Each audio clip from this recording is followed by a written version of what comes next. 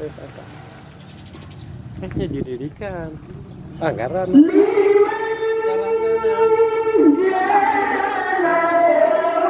Masjid tua Pulau Kambing.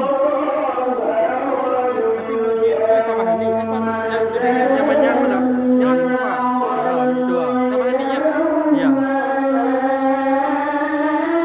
Lumayan, kan lumayan.